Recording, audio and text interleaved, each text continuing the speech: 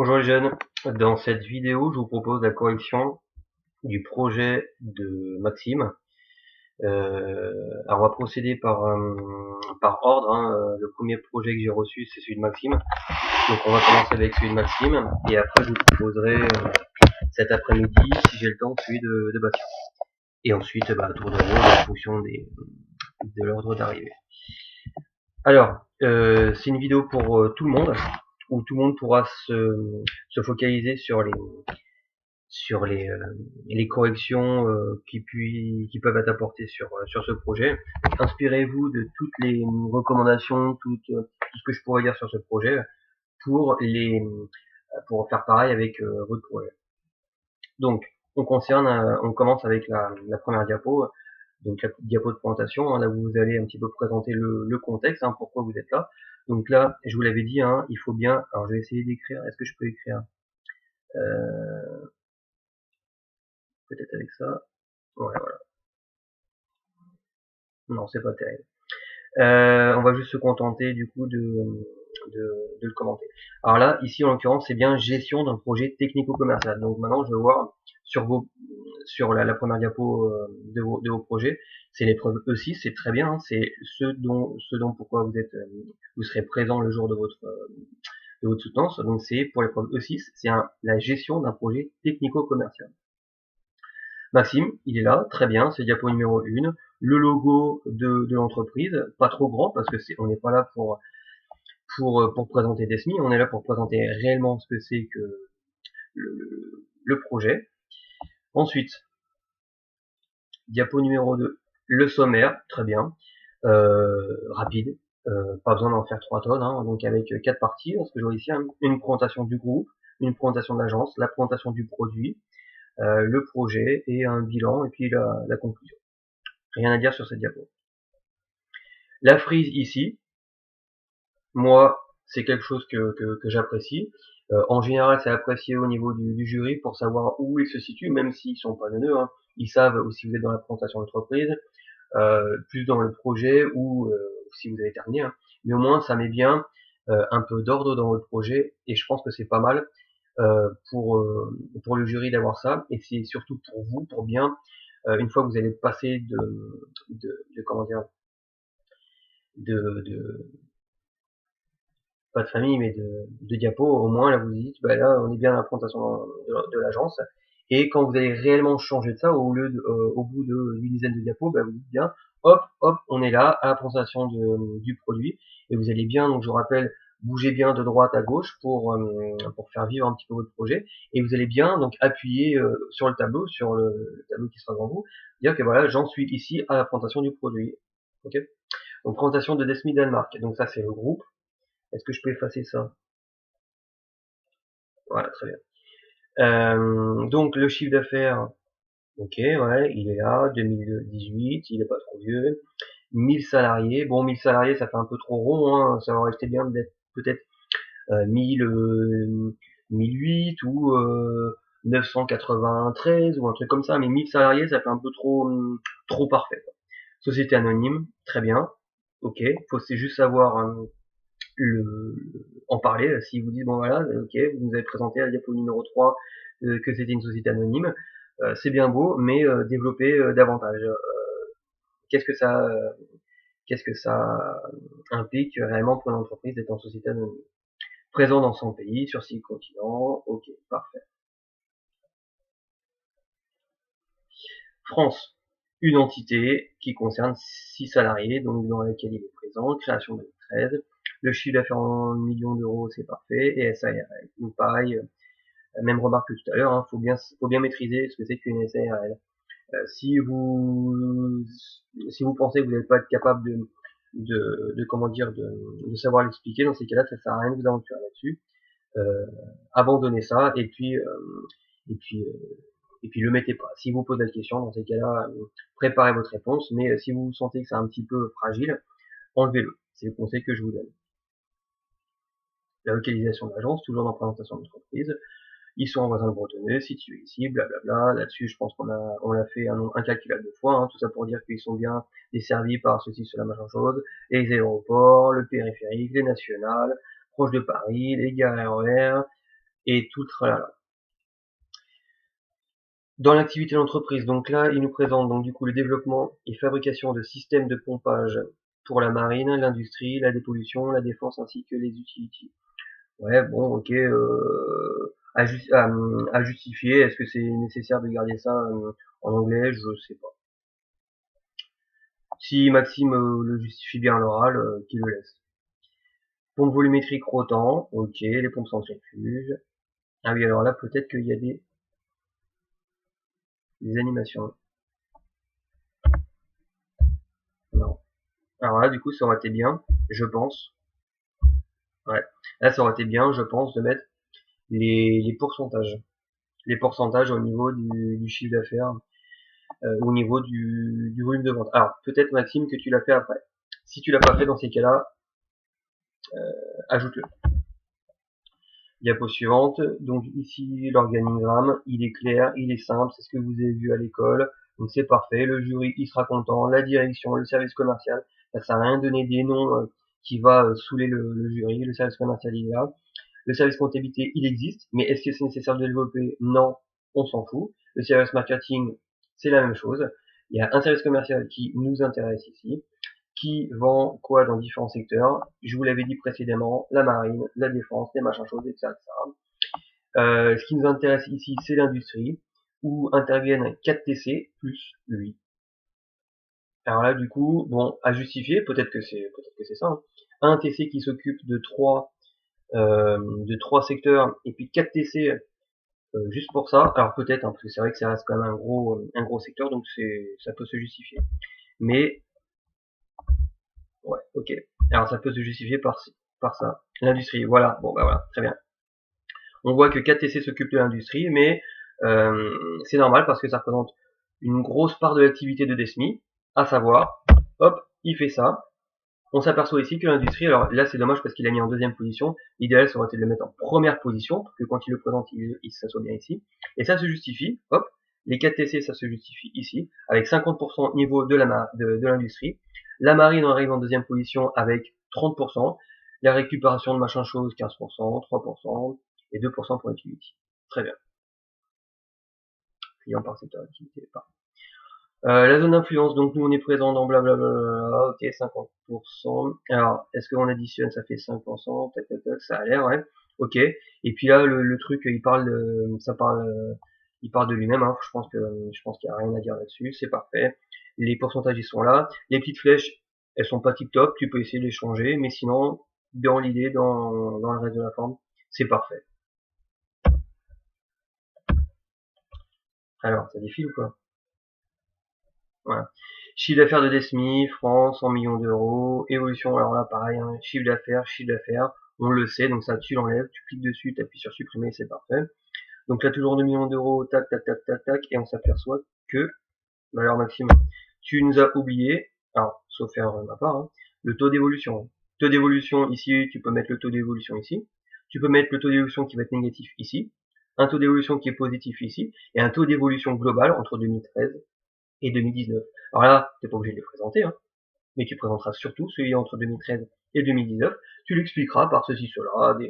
Ici, on a perdu peut-être un commercial. Là, on a décidé d'augmenter l'activité de l'industrie. Et puis voilà, peu importe comment tu justifies, mais tu le justifies. Donc là, rajoute les taux d'évolution. C'est que ça apparaisse pas ici. Chiffre d'affaires avec un S, hein, il y a plusieurs chiffres d'affaires. Alors, un chiffre d'affaires toujours avec un S, hein, mais là, il y a des chiffres d'affaires, donc chiffres au pluriel. Les autres, les modifications que je vous dis de faire ici, hein, on est d'accord que dans le diapo, c'est censé être modifié. Les concurrents et parts de marché. Donc sur 29,6 millions, donc ça c'est les parts de marché du secteur du marché de la pompe en France. Alors concurrents et parts de marché en France. C'est important de préciser ici, même si on s'en doute, ne laissez pas de doute au jury, ne laissez pas dire au jury oui mais regardez, vous avez... Non, soyez clair tout de suite. Ici c'est les concurrents et parts de marché national, hein, ou en France en 2018, et donc sur 29,6 millions d'euros. Voici comment ça se répartit. Donc 59,1% c'est... Ah oui, alors c'est les autres. Donc Viking il est là avec 13,1, tac tac tac, nous on est troisième avec 7,1, tac, tac, tac. Ok, ça marche. Je vois rien d'aberrant. La pompe chocolat. Alors bon, pareil, hein, s'il justifie le fait de passer la diapo 11 à la diapo numéro 12 d'un camembert à quelque chose d'un peu plus technique, si à l'oral ça tient la route, je vois rien de choquant. Donc avec ici une vue en éclaté, hein, là on sort le beau vocabulaire technique que vous avez appris pendant 2 ans, donc une belle vue en éclaté ici, on s'aperçoit qu'il y a le joint machin chose, ça Maxime, ça a été plutôt enfin même très bien abordé et réussi à chaque fois que tu passais à l'oral, donc là-dessus je te fais confiance, avec un petit logo avec des engrenages, c'est parfait, on parle de technique, on en met plein la vue. Les caractéristiques de la pompe CDH, alors je reviens avant. Ah oui, ok, CDH, parfait, CDH et CDH, c'est parfait. Donc la matière est en fonte, le pignon est en fonte, pignon en fonte, ouais, ok, c'est possible.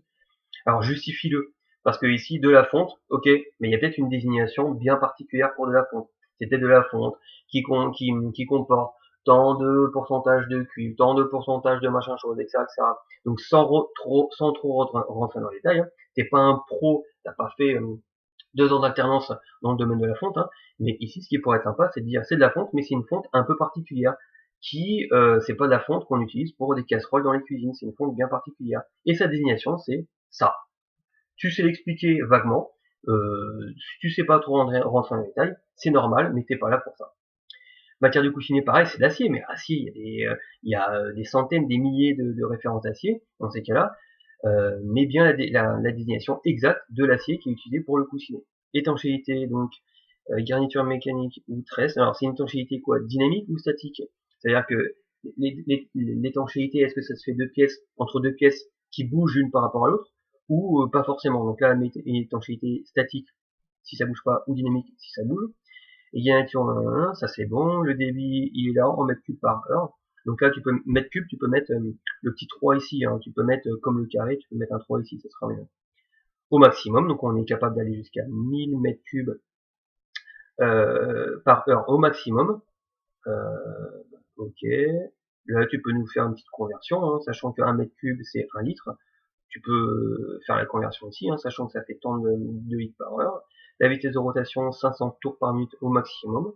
Ouais, c'est cohérent, parce que de toute façon, c'est un moteur électrique qui tourne très vite. Mais ensuite, il y a un système de réduction qui est là pour abaisser la fréquence de rotation. Donc, au final, on n'a plus qu'une vitesse de rotation de 500 tours par minute. Mais ce qui n'est pas très grave, parce que ça suffit. En contrepartie, on a un couple qui ici a été augmenté. Et c'est ce qu'on a envie de faire, parce que le moteur électrique, ici, n'a pas cette couple, et on a envie d'avoir plus de couple pour entraîner alors je sais plus, c'est l'hélice ou je sais pas trop quoi, hein, dans le pignon qui va transférer le fluide. Alors là, je crois que ah non, c'était Bastien qui avait une vidéo. Voilà, peu importe. Ok. Ah bah voilà, elle est là la vidéo. Et donc on voit bien que ici, on peut faire le lien hein, entre la vitesse de rotation qui est ici, et on voit bien sur cette vidéo. Alors, t'es pas obligé de dire que c'est pas à la bonne vitesse ou quoi, ok, ça, mais on s'aperçoit ici. Alors bon, ça fonctionne pas, mais non, ça fonctionne pas, c'est dommage. Mais ça fonctionnera le jour de ton passage à Arcueil, hein, et on voit bien que tu feras le lien entre la vitesse de rotation ici, et ça tourne ici, mais ça tourne à une vitesse qui est assez faible, mais en contrepartie on a beaucoup de coups. C'est parfait. Diapo 15. Le SWOT, spécialisé dans le domaine de la pompe volumétrique centrifuge, maîtrise de la pompe rotant spéciale. Ah, là, pareil, hein, spécialisé dans le 1. Là, tu diras à l'oral, spécialisé dans le pompe de 1. Tu diras surtout ensuite, oui, effectivement, euh, tu développeras la suite avec des anecdotes. Oui, car on sait que ceci, cela t'apportera une information qui n'est pas présente ici au jury.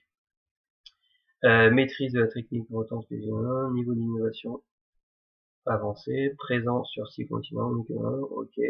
Les faiblesses, ok, parfait. Les opportunités, ok. Donc on voit bien que ici, tu vas puiser deux forces, donc le spécialiste, niveau d'innovation avancée, ok. La faiblesse, éventuelle variation possible, ok, d'accord. Donc ça c'est une faiblesse qui effectivement n'est pas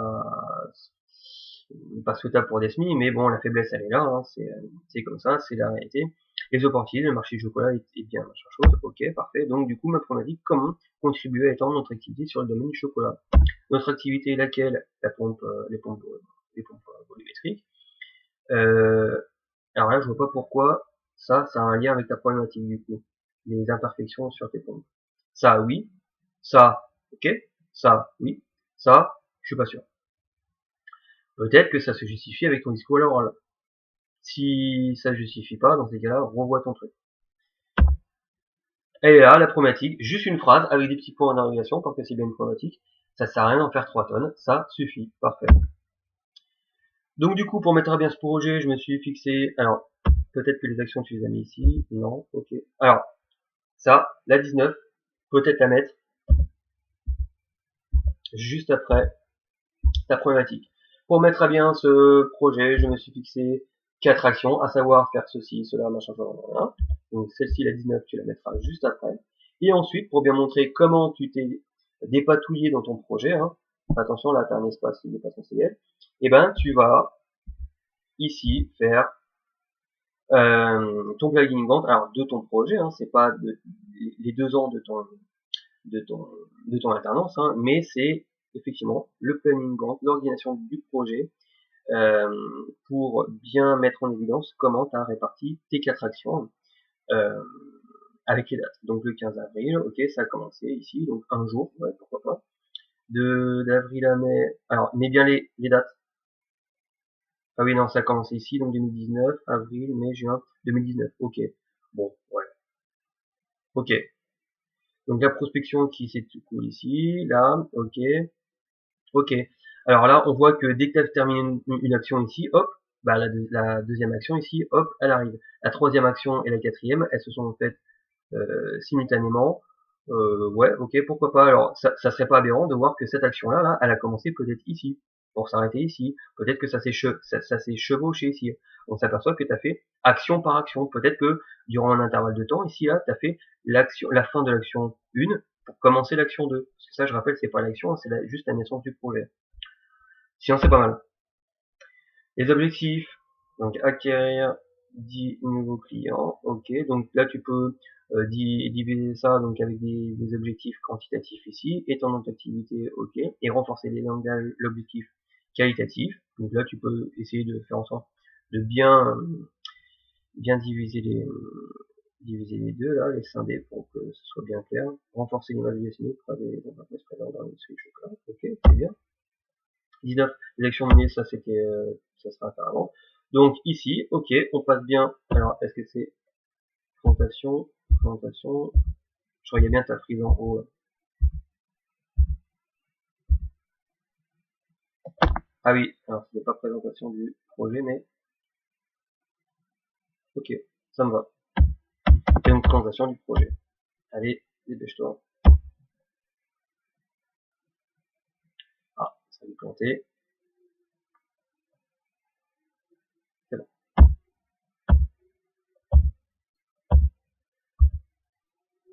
Ok. Donc l'action 1. Donc, ok, je me suis fixé donc 2 étapes pour mon action numéro 1, la création d'une liste rassemblant toutes les informations récoltées, parfait, parce que c'est une étape de prospection, création personnelle d'une backend commerciale. Ouais, alors ça pourrait être limite une action, hein, mais pourquoi pas. Alors, prospection, création d'une... Ok, ouais, alors peut-être que ça se justifie à l'oral, mais alors pourquoi... ok. Alors là, la frise, elle a disparu. Pourquoi? On ne sait pas. Peut-être que ça se justifie hein, dans ton discours, mais là, la frise, elle a disparu. Donc c'est un peu dommage qu'elle soit présente depuis le début, et puis là, qu'elle disparaisse. Donc étape numéro 1, création d'une liste rassemblant toutes les informations récoltées. Ok, elle est là, parfait. Alors, il y a du jaune. Ok. Pourquoi? Il y a une raison. Je pense que dans ces cas, tu sauras l'expliquer à l'oral. Si t'as pas d'explication à l'oral du fait que là, il y en a qui soient en jaune, parce que là, il y a du chocolat. Là, il y a du chocolat aussi. Donc, ça veut dire qu'apparemment, c'est que du chocolat. Pourquoi il y a du jaune ici? On sait pas. S'il n'y a pas d'explication, bah, fais en sorte que ce soit pas jaune ici. Parce que qu'est-ce qu'il va voir le jury? Il va tout de suite voir ici le jaune. Il va dire, ah bah tiens, peut-être que c'est ça qui nous intéresse. Si tu montres que finalement c'est tout qui est intéressant, c'est qu'il va dire pourquoi il y a du jaune. Donc déjà, il faut t'attendre une question là-dessus. Étape numéro 2, création par le service marketing. Tac, elle est là. Et d'une plaquette. La plaquette, elle est où? Alors c'est peut-être une plaquette que tu vas donner le jour de l'épreuve, je sais pas. Alors, ok, elle est là, d'un mail, ok, mars. Alors faut que les dates ici elles soient ok. Ok, donc c'est du postage, parfait. Monsieur Ravier, il est là, tac tac tac. Ok, ok, parfait. Action 2. Prise des rendez-vous, étape numéro 1, donc là tu t'es fixé 3 étapes pour cette action numéro 1, donc c'est la prise des rendez-vous, donc prise de contact avec le prospect par téléphone, ok, échange de mail, est-ce pour prendre un rendez-vous, envoi, ok, c'est bien, hein, 3 étapes, qui réalise l'action numéro 2, c'est-à-dire la prise de rendez-vous, ok. Alors, ouais, alors là, on est d'accord que c'est le moment où tu vas commencer à bombarder, entre guillemets, hein, le jury de preuves. Donc là, prise de contact avec des preuves, échange de mails pour convenir d'un rendez-vous. Donc là, c'est échange de mails, c'est ça que tu vas donner à l'oral, mais peut-être que tu vas donner en version papier les échanges de mails. Hein. Ok, c'est ça qui nous intéresse ici. Envoi d'un mail. Donc là, pareil, les échanges de mails, ils ont envie d'avoir des preuves concernant ça. Le bilan des actions menées, donc sans rendez-vous, sans prospect appelé, parfait, on a obtenu 30 rendez-vous, 40 offres envoyées, 12 rendez-vous complémentaires obtenus et à la suite du vol. Ok. Ici, du coup, entonnoir. Donc on part de 100, 30 rendez-vous, 40 offres, 12 rendez-vous complémentaires. Donc là, c'est bien, hein, le truc qui tient la route, mais peut-être que toujours des choses que vous voyez à, à l'école. À l'école, vous avez appris que effectivement on part de l'entonnoir, donc on part de ça pour arriver au final à 10 commandes obtenues. Et quand tu vas aborder donc du coup les 10 commandes obtenues, hop, ben alors pas forcément les 10 parce que là ça va être un peu galère, à part si elles sont agrafées ou mises dans une pochette, peu importe, hein, mais tu présentes les 10 commandes obtenues. Parfait. Et du coup, on va y arriver. La conclusion. Alors conclusion, t'es pas obligé de le mettre au pluriel ici. Hein. Notre portefeuille client dans le domaine du chocolat compte désormais 10 clients en plus, c'est parfait. Nous sommes ça fait connaître, ok, parfait, ok, une conclusion. Ok, ça me va. Donc, ça, encore des petites choses à apporter. Alors après, de toute façon, tout dépend comment je le présente. 25 diapos. Ce que je vous conseille maintenant de faire, c'est de vous entraîner à l'oral. Je vous rappelle, hein, donc c'est 15-20 minutes, non, c'est 20-25 minutes à l'oral. 20-25 minutes également d'échange avec le jury. Ça fait allez, 50 minutes grosso modo d'oral, 10 minutes où on vous laisse le temps de préparer vos affaires, de ranger vos affaires pour vous laisser la place au suivant. Donc entraînez-vous encore à l'oral. Donc Maxime, voilà les modifications apportées. Les autres, inspirez-vous de ça ou pas. Hein. Peut-être que ça va vous gonfler d'écouter ça pendant 23 minutes. Mais ça peut être bien à chaque fois de puiser des informations qui sont présentes dans chaque présentation. J'attends la suite, je vais essayer de faire Bastien tout à l'heure. En attendant, travaillez bien. Je prends le temps de corriger également vos annexes 7. Les dates ne sont pas encore tombées parce que la maison des examens est actuellement fermée. Donc pour l'instant, pas de news. On est un peu, ils sont en pause à ce niveau-là. Donc voilà. Dès qu'il y a de nouvelles informations, on revient vers vous. Mais je compte sur vous pour avancer sur vos projets. Comment dire, je vous lâche un peu la grappe avec la techno. Il n'y a plus de devoir de technologie, de méca. Donc on fera que du projet. Et si vous voulez m'envoyer également des fiches de négo, je vous encourage à le faire. Mais avant tout, on fait du projet. Allez, salut jeunesse, à la prochaine.